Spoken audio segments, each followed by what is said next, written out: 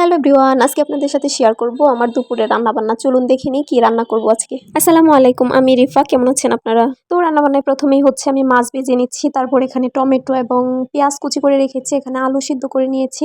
আলু দিয়ে এবং টমেটো দিয়ে মাছটাকে আমি ঝোল করব। মাছ ভেজে এখানে উঠিয়ে রেখেছি, আলুগুলোও ছিলে নিয়েছি। তো এগুলো সব রেডি করে রেখে ওখানে মশলা কষাচ্ছি চুলায়। মাছের তরকারি তো আমার প্রত্যেক দিন রান্না করতেই হয়, কেননা মাছ ছাড়া ভাতই খেতে পারি না। মাছের তরকারি আমার লাগেই। মশলা কষানো হয়ে গেলে আমি এখানে আলু এবং টমেটো দিয়ে এটাও কিছুক্ষণ কষিয়ে নেব। তারপরে এখানে আমি অনেক ধরনের সবজি কেটে রেখেছি, এটা ভাজি করব। এখানে চিচিঙ্গা, ঝিঙা, আলু এবং করলা আছে, এগুলো মিক্সড করে ভাজি করব। তারপর এটাও কষানো প্রায় হয়ে যাচ্ছে, আর এই ভাজিটা অন্য চুলায় চড়িয়ে দিয়েছি। এটাও হচ্ছে, এই ভাজিটা মোটামুটি ভাজবো, এত বেশি ভাজবো না, জাস্ট সেদ্ধ করব আর কি। তারপর এখানে আবার মশলা কষাচ্ছি, এখানে আরেকটা তরকারি রান্না করব।